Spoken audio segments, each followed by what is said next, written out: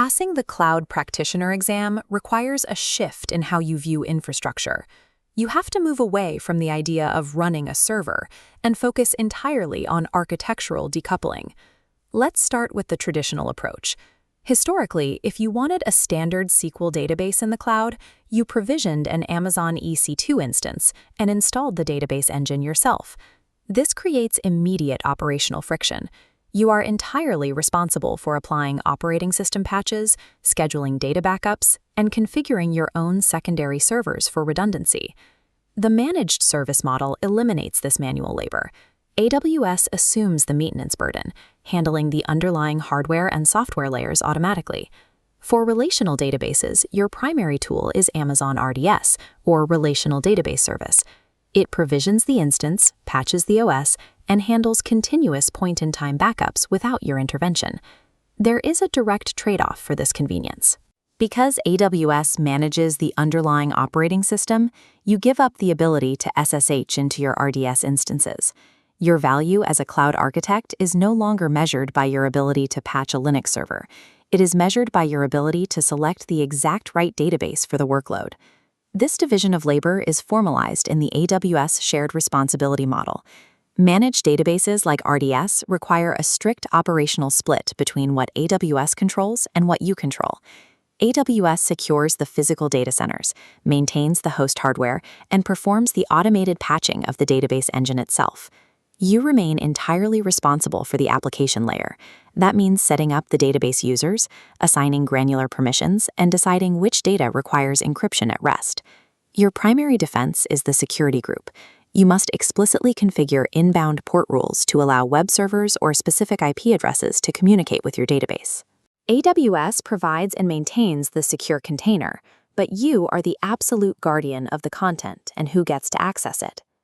The relational model, utilizing SQL, is built for highly structured data that requires strict transactional consistency and complex joins between tables.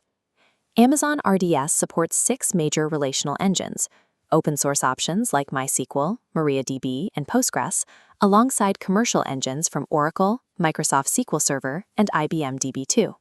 But AWS also engineered its own cloud-native solution for the relational tier, Amazon Aurora. This chart shows the throughput difference. Aurora is optimized for the cloud network, delivering up to 5 times the performance of standard MySQL and 3 times the performance of standard Postgres on RDS. It also features a highly resilient storage subsystem that automatically replicates your data 6 ways across 3 availability zones, growing dynamically as your storage needs increase.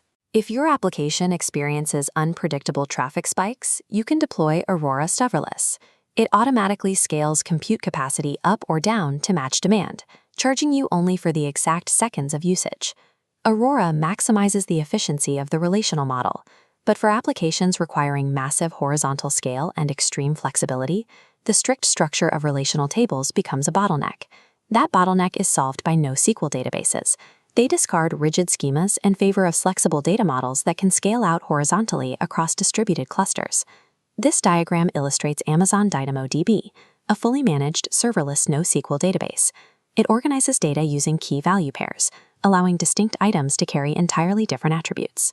Because of its distributed architecture, DynamoDB provides a baseline of single-digit millisecond latency, maintaining that speed whether you have 10 users or 10 million. Sometimes even milliseconds are too slow. Read-heavy applications require an in-memory caching layer to store frequently accessed data and prevent continuous queries against the primary database. For general caching workloads, AWS offers Amazon Elasticache, which provides managed Redis or memcached clusters to accelerate relational databases.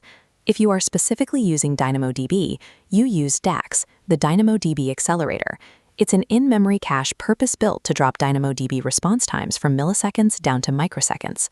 Together, DynamoDB and DAX form the high-performance core for workloads that demand extreme speed and scale. Everything we've discussed so far handles active transactions, OLTP, but analyzing massive volumes of historical data requires OLAP, or online analytical processing. In AWS, your central repository for raw data is Amazon S3. This object storage serves as your data lake, capturing everything before it is processed. To analyze those files quickly, you can use Amazon Athena. It is a serverless query service that allows you to run standard SQL directly against the data stored in S3. With Athena, there are no servers to provision or data to load. You simply pay for the amount of data scanned by your queries. For more complex reporting, you load your data into Amazon Redshift. It is a fully managed data warehouse that uses columnar storage to execute analytical queries at petabyte scale. If you need to run massive big data frameworks like Apache Spark or Hadoop, Amazon EMR allows you to rapidly provision and scale clusters of EC2 instances for processing. Finally, to make sense of this process data, you connect it to Amazon QuickSight, a machine learning-powered business intelligence service for building interactive dashboards. This analytics pipeline gives you the ability to turn petabytes of raw storage into a clear visual strategy. Certain applications generate data that doesn't fit neatly into tables or key-value pairs. If your application relies on JSON documents and requires MongoDB compatibility, you deploy Amazon Document DB. If your data is highly connected, mapping relationships like social network friends or tracing fraud patterns, you use Amazon Neptune, a purpose-built graph database. And if you are tracking sequential data points over time, like telemetry from thousands of IoT sensors, you use Amazon TimeStream. This visual represents TimeStream's serverless architecture, which scales automatically to ingest trillions of events per day while offering built-in analytics to calculate trends. AWS provides purpose-built databases so you can match the infrastructure directly to the specific math of your workload. For the Cloud Practitioner exam, evaluate every database scenario through two lenses: the operational split of the shared responsibility model and the technical requirement of the data itself. Relational data means RDS or Aurora. Flexible schemas at scale mean DynamoDB. Data warehousing is Redshift.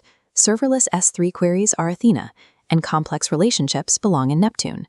Watch for specific trigger phrases in the exam questions. Terms like managed SQL, key value, or petabyte analytics map directly to these specialized tools. Selecting the correct database dictates the performance, the scaling limits, and ultimately the cost efficiency of the entire architecture. Review the specific service comparison tables in your study guide to lock in these differences before test day.